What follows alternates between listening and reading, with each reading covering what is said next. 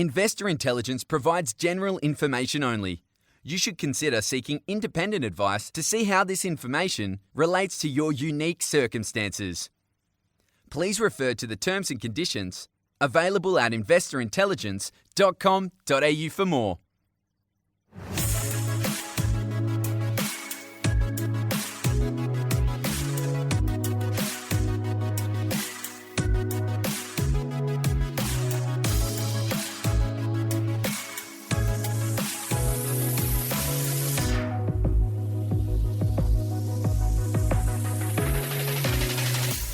Hey guys, thank you so much for tuning into this week's episode of Investor Intelligence. Brought to you by the team at the Property Mentors, it's your weekly podcast for all things investment and hosted by me, Phoebe Sikowski-Wallace.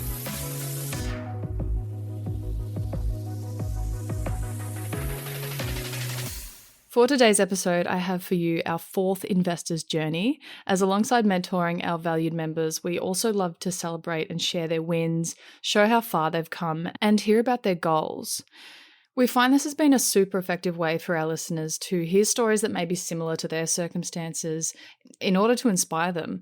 We also find that a lot of people share the same goals, so when you hear how well others have done it, it can be that bit of extra inspiration for people wanting to do the same. So our investor for today is Shaun Polidano, who during his time here at TPM has been guided and mentored by the wonderful Malika. I was very keen to get Shaun on the podcast to share his journey, as not only is he still quite new to it, he runs his own business, which can be a different experience starting out as far as banks and borrowing capacities go. So I wanted to hear a little bit more about that, as I know others listening will be in the same boat. He also talks about how through his experience as a renter for many years, how he plans to use that experience, both good and bad, to be the best landlord he can. He's also got one of the most unique laughs I've ever heard, so make sure to listen out for that. But I hope you enjoy this chat as much as I did. Here's Shaun. So Shaun, welcome to Investor Intelligence. Hi, thanks for having me. Pleasure. So to start us off, and before we talk about anything to do with investment or property or portfolios, I want to know a little bit more about you. So, that could be what you do for work, what you like to do for fun, a bit more about where you're based, your background. Tell me about you. Awesome. So I'm Shaun Polidano. I am a marketing person. I say that with a little bit of a question mark sometimes because it's less about maybe marketing. It's more about understanding people and what they go and do. So over the past 2 years, I have been growing my business all about understanding people's wants, needs through Google search, funnily enough. So that is what I go and do. I am funny, I think, sometimes. Can confirm, yes. Yeah. I have a really crazy honk of a laugh. So if you do hear that, I apologise. I'm 32, Melbourne, born and bred. And yeah, I think that's basically me in a bit of a nutshell. Yeah, fantastic. So how long have you been a member with TPM for now? I think we're getting close to a year. Okay. Yeah. Okay, so still kind of fresh. Still pretty much fresh. Yeah. Going through a bit of the, the induction training kind of thing. So again, still pretty new with the program. Yeah. And so prior to being a member, where would you say you were beforehand? Like, how would you describe your investing knowledge? Do you think you knew anything? Did you know nothing at all? Maybe on a scale of 1 to 10, how would you describe it? I think there is a lot of conversation that is around property and investing, whether that has come from like the media, whether there's actually just having conversations with your parents that have already gone down this route, or even siblings that have purchased their own home. So I think there was awareness on, that was a milestone to kind of hit, and you may have heard some of the logistics, but not a lot. Yeah. And I think that was, I would say my experience and kind of awareness is probably in that kind of, we'll say a 4. Okay. Things were going on, what the property market's kind of doing because there's just talk about it. But there is just so much stuff, I feel like, in terms of like contracts, jargon, etc., that was very much going, oh, I don't know any of that. Yeah. That's part of this journey that I'm going through. with the property mentors to kind of get that experience up there and to kind of learn a little bit more about that there too. Yeah. Okay. So a 4's still a pretty good place to come in from. Like, that's still quite knowledgeable. Oh, like, that's good. Yeah. I think I came in at a 1, and that's even being generous. Okay, maybe we'll scale it down to a 2. No. Let's go with 4. Let's go with 4. Oh my God, there's that laugh. I love 4 felt nice. No, let's go with 4. It sounds like you were, through conversations, you say, with your family, with siblings and all that, you actually came in with quite a foundation of information, at least. Yeah, I my family have been quite lucky, right? So Dad worked very hard in his junior years, raised us all very well, Mum. And they've been able to go through their investment journeys. So not only buying their house for themselves, but also buying investment properties. And as we got older, I think they opened up a little bit more about as to what goes on, especially when it comes to renting, mortgage, and all that kind of stuff. But it wasn't the fact that it was like, this is how to apply. It wasn't the educational part. It was all about some vague reference of things that kind of occur. So yeah, I think from family and what you kind of read or listen to in the news or in media, you kind of pick up a general gist. It was all the technical or the jargon or the process stuff that was definitely going, oh, that's an area that I need to know a little bit more about, especially with this kind of first investment property for myself. Yeah, gotcha. Okay, interesting. So do you remember the moment that you decided to seek that sort of extra guidance and why you came to us? Yeah, I think it came down to, knowing your business a little bit more through Luke, because I've known Luke for a couple of years. So I always knew that this was something that was available, right? And, I've also been working hard and quite lucky also to then have the opportunity to go, well, I think property is somewhere in this, next 6 to 12 months. So it was all about how do I take that first step and not knowing specifically on where do you start. Again, no vague moments as to what everyone's kind of gone through, but what's the actual platform to actually step into? I think having that kind of conversation with the property mentors was kind of like, well, let's start that and let's see where we go. Okay. Yeah, I love that. And so investing can be a massive leap for a lot of people. It can be quite daunting. Was there anything that you were worried about, or did you have any concerns or anything going into it?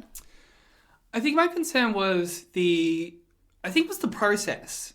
I'm pretty good with money, right? Running my own business, you're having to understand the ins and outs quite quickly. Right. So I think financially I was pretty able to understand where do I need to be to go and purchase something if it was an investment property in X suburb. Yeah. So I felt like that was confidence, but it was that, as you said, that leap into knowing where do you start with the process on having conversations with banks or to find the property in terms of a specific, location or where to, is it a development versus something that's already existing? Yeah. It's all about those conversations, which I wasn't privy to because I haven't done it myself. So I think that was the education part, but I was kind of wanting a little bit more of that guidance on. Maybe that's like guidance / hand holding to kind of help make a better decision, or at least a decision to start that journey there. Yeah. And one of the first things and the fundamental things that we teach are the 3 types of ready. So it sounds like you came in pretty financially ready, like compared to the other 2, and maybe you needed the most help with education. Am I right in saying that? With those pillars, yes, I think financially I was okay. Don't get me wrong. Starting my own business, I think there were still question marks with finance that I hadn't really considered. Sure. It was like, well, I've got money to put down a potential deposit, but again, running my own business in a small one, at that fact. Again, what were maybe some of the parameters about how much do I need to have in terms of that deposit? Did that affect my business in any sort of way? Were there anything that need to be done outside of from a GST or a BAS perspective? So I felt like I had that as a half tick. Yeah, maybe some questions. Yeah. But definitely I hadn't ticked off any of the boxes about that experience and what was going to be coming for me during that journey. Because I know a lot of people think just having the funds means they're financially ready, but that's, as you said, it's only half of it. It's, knowing where all your debt is and all that kind of stuff, and how, I don't know, how much things cost. So not just having the funds is, oh, I'm ready to go. Yeah. There's a lot more to it. But so education is definitely where you say you need the most help? Agree. Where were you emotionally? At the start of the process, I think emotionally I was like, you know what, I'm ready for this. Yeah. I think my journey has been maybe slightly stressful, and I think with every first person's journey into property, it might be like ebbs and flows of like, I'm feeling excited, and you go, why is this happening kind of mentality, right? It's like you just don't know. I think because there's that doubt, you're not understanding the process and a bit of the complexity behind it, so it kind of instills you with a little bit of that. But I felt confident. I knew that this was an area and an opportunity for me to come into around this time last year. I was willing to take the step. So I think the confidence is definitely very high at that point to go, you know what, let's have conversations now. Let's see where things kind of like fall out and what can I go and do for my first property. Yeah, those ebbs and flows definitely come for a lot of people because it's a very new experience. Yeah. And new usually means unfamiliar, and therefore that can be really scary. Yeah. Which is understandable, but that's why you have mentors to hold your hand, as you said. 100%. Hold your hand, educate and guide you through that process. Like even within my business, while I am a slight jack of all trades, I would not kind of consider myself as always doing everything. If I'm able to learn or partner with someone that is a specialist in a particular area, right, let's get them involved. Yeah. Right? I want to be part of the journey because I'm wanting to understand it. Sure. But again, relying on the experts or, hiring the team around me is the thing that I wanted to go and do. So why not consider that within my property journey there also? Absolutely. So what would you say has been your biggest challenge so far? Biggest challenge? I think because being a small business and the borrowing capacity. So like we kind of alluded to, you can have your deposit ready, right? But what bank is going to take that on? I thought having that was going to be like a sure set thing. Yeah. Right? Because you were able to at least have that available. Yeah. I think getting knocked back by a couple of banks, and I think the timing of when I started that process, like I was only a year and a bit into my business. I think it threw a couple of like maybe potential flags. I don't understand why. Yeah, okay. On a banking perspective, and it might have just been a little bit hard. Okay. So I think that was a bit of an interesting scenario that I think from a learning look back, because that was slightly stressful because I was like, what banks am going to, who am I going to partner with? Yeah. I think looking back at that, maybe it might have been maybe 2 years of financial statements from as a business and how it's kind of run. Right. Might have made things a little bit easier. But yeah, that was kind of like a little bit of a stressor, especially because that's the first step, right? Yeah, that's not how you want to start it out. No. And I know that's a common experience for people who have their own business or are sole traders, but I'm still trying to figure out what are those main reasons as to why it's a little bit more difficult for those people. Neither. And hear me out. So, with my business in marketing, etc., like I deal with a lot of freelancers, contractors, etc., right? So with my business, if I lose a client, I need to go and get another client to maintain what we're making for revenue. Oh, well, there you go. Yeah. So I technically should be a better person to borrow against because I'm having to keep the revenue going within the business. But if someone loses their job, right, that's their entire income gone. I could lose one client out of the 10 and still remain. Right. So I kind of find that kind of a little bit weird. I know this is kind of my world thinking about the whole borrowing and bank capacity, but I do find it strange where it comes really hard for maybe small businesses to kind of get this type of loan when we could be a little bit better to keep the finance going because, we're having to make the business work for us. If we lose one client or one customer, we're having to get 2 more back in. That's such an interesting way to look at it. Strange or? No, I think that's that's a very logical way to look at it. In the sense that, they might look at it the complete opposite. I don't know. Yeah. I think they both almost make sense. I think they do. I don't think they're mutually like you can, they should only look at it this way. Yeah. But I would kind of love to consider or to have someone from a bank institute to kind of talk a little bit about that in terms of that small business banking, from a personal perspective, there would be a fascination on why is it so difficult, right? Especially because, like I said, I have to then work harder. If I lose a client, it's getting them back and then getting the additional, right? To not only support myself, but the team, and then that should make me kind of A-okay. Yeah. Right? But, yeah. I might have to get someone from the bank on to talk me through that, and I can answer all these questions It'll probably be very cryptic. They won't even answer a question. But, I'll get them to dumb it down a little bit.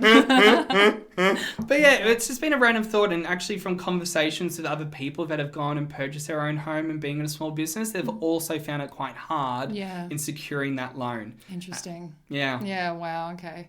So how's your portfolio going now? Like, where are you at with it now? Yeah, so currently we're in the build stage. So bought myself new kind of off the shelf's not right, but it's off the plan? Off the plan. So it is a little townhouse out in the northern suburbs of Victoria. Beautiful. So slab I think's going down if the weather stays A-okay, maybe. Okay. But yeah, we're kind of in the build process, which is now I'm feeling a little bit excited because previous to that, when it's just contracts, you go, when does this start? I want to see something. Something tangible. Something tangible. Yeah. Because at the moment, these contracts, whilst I deal with contracts, is like great, but it's like, it would be nice to see something. And it's been quite good. The builders are actually doing a very good job in terms of that transparency and shooting like photos now and again too. Oh, that's fantastic. That would make it sink in a bit more. Yeah, it does. I think that's where you kind of get a little bit of that excitement going now. Yeah. Which is good. Oh, amazing. I'm so happy to hear that. Yeah. So, Shaun, you said you came in as a 4 as far as knowledge. Where would you describe your investing knowledge now that you've been a member for just over a year? Yeah, I think we're getting close to a year. So just shy of a year then. Yeah, just shy of a year. I think it's probably moved from that 4 and getting closer to like a 7. Amazing. I think there's still a lot to be learning about. But I think having the mentors and the mentorship has just allowed me to ask questions. Like the training material is great, right? It really helps you to really understand where you are, what you need to kind of go and do from a process perspective or what to expect. Yeah. Every person's journey is going to be different, but at least it provides you kind of those milestones, which is helpful. 100%. Yeah, you want to know what you're getting yourself into. You don't want to just leave it to the experts to tell you what to do. Yeah. So it's been really good in that kind of aspect to kind of grow that knowledge and to continually hopefully push that knowledge even further. So hopefully with the first investment kind of all locked in, like what does that mean in terms of that portfolio? Sure. How do you manage that portfolio, etc. will be hopefully the additional learning to then get me further up in that kind of scale. 4 to a 7 in a year is very impressive, by the way. I think also, because of the conversations and going through this process, it's really helped a lot. Yeah, I can imagine. Yeah, that's amazing. And I think if anyone said, oh, yeah, I'm a 10, I'm like, there's always stuff to learn, though. The market's always changing. So. Very much so, right? Yeah, that's right. Oh, my God, that laugh. So, Shaun, what's your biggest goal? What's your biggest overall goal with your investing? I do have a plan in terms of having a portfolio of houses. My main goal would be on figuring out how do I set myself up for my future home in a suburb that I'm wanting to live in. So I'm currently a renter, right? So rent investing? Rent investing. Love. Gotta love a bit of a buzzword. So there will be a time where I'm wanting to establish my own roots somewhere, right? So I think part of my portfolio journey would be to establish a couple of other investment properties, build up my language and my repertoire of being a landlord to people, and then eventually, hopefully, maybe, using the equity or wherever I can go and do in a couple of years' time to then find a place for myself and my amazing dog, etc. So, just that would be kind of the goal eventually to get to. No, I love that. So from your experience of being a renter, how are you going to apply that experience to, say, being a landlord? Yeah, that's a good question, actually. I think I have to take my own renter experience into this. Like, you're still creating a home. Renting is not something that is just, it's a person that's transient, right? Which I think maybe there's that kind of mentality there too. Yeah. Like it's still a home for people, right? So for me, I've created my home in this current renting environment. I would want to make sure that person feels like they can go and call it their home there too. So I've had good landlords. I've had some landlords where you just question certain things. Oh, yeah. Yeah, no, we've all had those. We've all had those. And that's the part I just don't understand, where you're then having to for example, the current place I live in, we're wanting to install ceiling fans. It gets really hot during summer. It's an apartment. Yeah. It's also west facing, so we get the afternoon sun really bad. Yep. And we've got one air conditioning unit within there, right, which does an okay job, but in the evenings you're sweltering. Right. Right. And, going through this whole journey, potentially becoming my own landlord, right, I have kind of wanted to make sure that every room has an air conditioning unit or has a fan within there, because I just know that makes things a little bit easier for people. Sure. And, going through this process with my current renting situation, it has been 6 months of just back and forth. Yeah, We even telling them it's tax deductible, right? It is going to increase the property value, but it just falls on deaf ears. And that's the part I kind of go, why? How?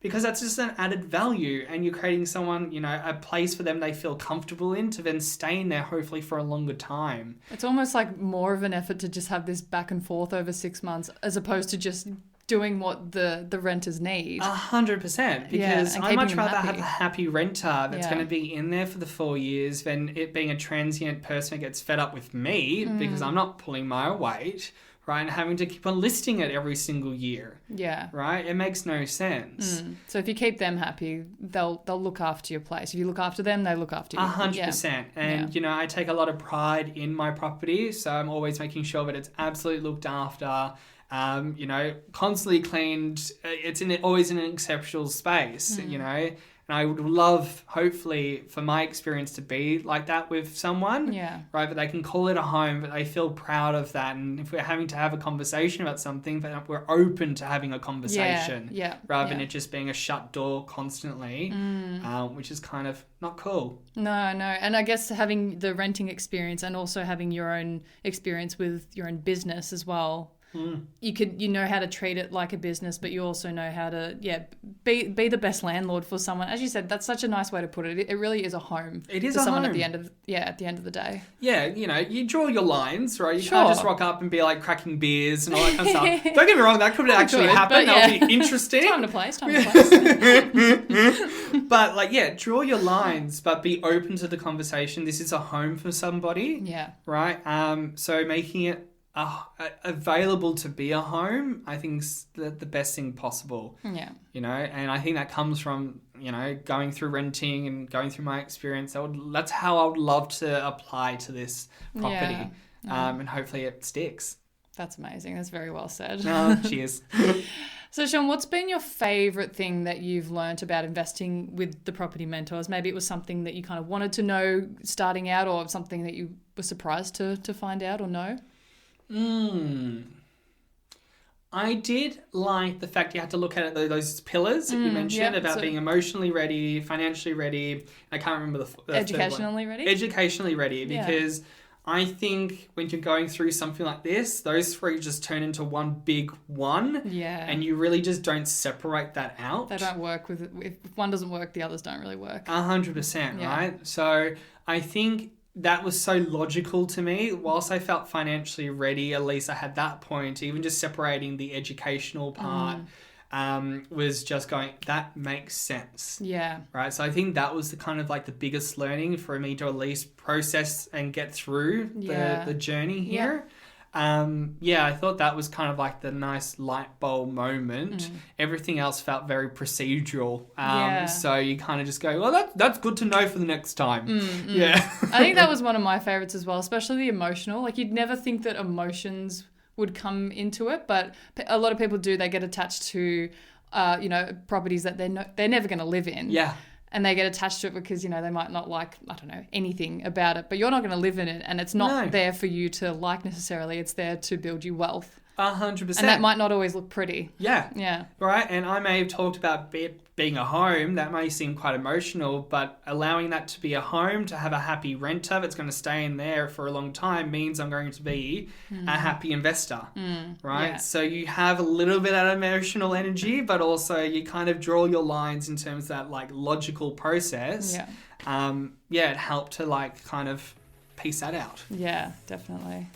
Well, Shaun, it's been so nice to hear your story. What an incredible journey you're on so far. Thank you. Thank you so much for coming in and joining me in the studio today. Thank you. And I wish you all the best in the future. Oh, cheers. Thank you so much.